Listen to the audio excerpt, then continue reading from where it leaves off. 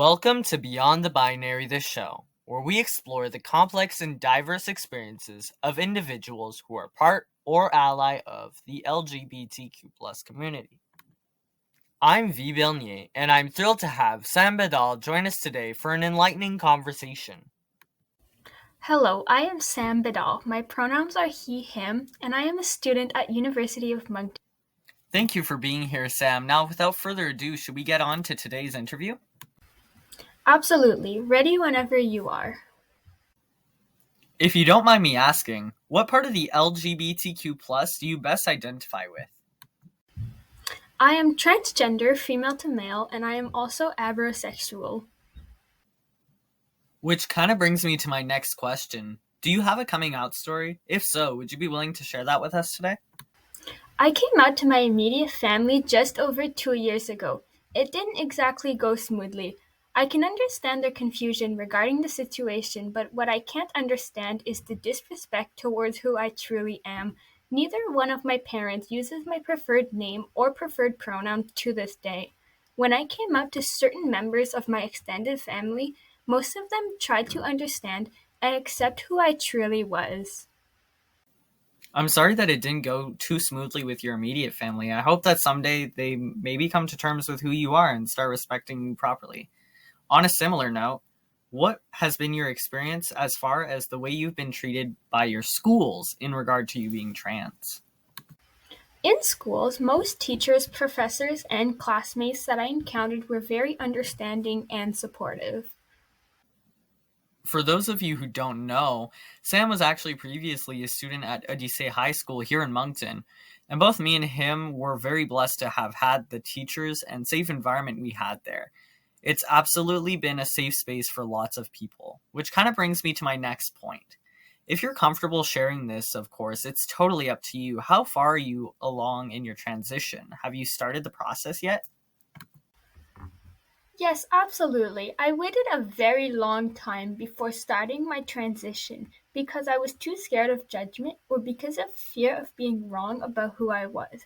My transition started in May of this year, so just over 6 months ago. At first, I got my hair cut, and I finally thought when I was looking in the mirror, I was seeing me.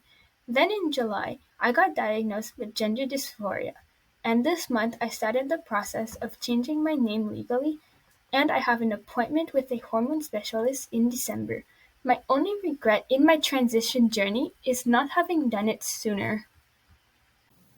Well, first of all, thank you for sharing that with us. I'm so proud that I'm able to be here and see you through your journey. It's completely normal to feel like you should have done it sooner. However, I feel as though doing it now, you can go through it without being stopped necessarily by your parents given your age. And actually, this kind of brings me to my next question with the whole age thing. What are your thoughts on the current stance of our youth's rights within the school system? As somebody who has parents that are more or less understanding, I think that it jeopardizes the safety of youth in our schools. Absolutely with you on that one. What's the best advice you could give to someone who's struggling through self-discovery? This is a question that's hard for me to answer because I'm still struggling with self-discovery, but I'm learning that the only person that knows best who you are is yourself. That's very true and well said, Sam. What do you think about the queer representation in today's media? I think that in the media, being queer is represented too much with memes. Although I love memes and I have so many saved in my phones, I think that we are more than just memes. We are humans. I agree. I do love myself a good meme here and there, but sometimes it kind of steps on everything we're working toward, which is kind of unfortunate. And this links with my next question. What is the most important thing for allies to remember? The most important thing for me is for people to remember is that respect is key. Absolutely. Respect is always key. What's the importance of pride parades along with other queer pride activities? For me, they are important because I feel like I can be myself while I attend those activities. I never even thought of that side of it. Interesting you bring that up, though. I think many could relate to you on that front. Is there something you'd like to teach the audience about? Yes, something I struggled a lot with is self love. So, a message that I have for everyone is love yourself because true love is hard to find. Aw, that is such a sweet message, Sam. How did you come to terms with your identity? This is another hard question to answer because the way my parents treated who I truly was really made it hard. But I decided to take my stance and discover who I was, and now I would never look back. I'm proud of you for being able to push through. Must have been difficult to have parents who didn't accept their own son's identity. I gotta say, you're a good role model as far as strength and courage goes. This is a question I've gotten a few times after posting the two first editions of the podcast, and I think that as the writer of it, you could explain better for any viewers interested in knowing.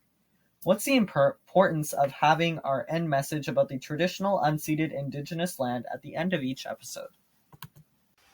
V came to me with this idea during a conversation we had together during a mental breakdown.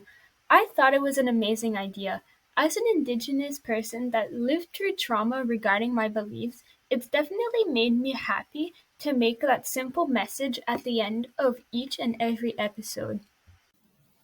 Yes, and it is very important that people see the message at the end of each episode. Now, for the last question. Were your friends accepting when you came out?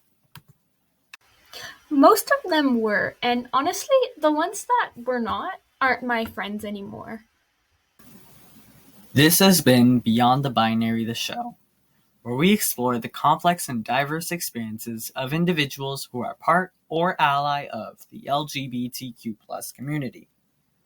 This episode was produced by Vee Bernier, which is I, written by Alex Harris, Savannah Robichaud, and myself.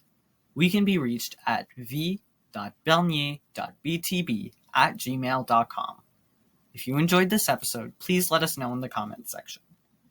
Remember, there is always a fruitiness before your very eyes. Thank you for watching, and thank you for being here. This is Vee Bernier signing off. Until next time. Thank you for having me on this episode. It has definitely been a pleasure. This video was recorded on the unceded, unsurrendered traditional land of the Mi'kmaq and the Wolastoqey, governed by the Treaties of Peace and Friendship.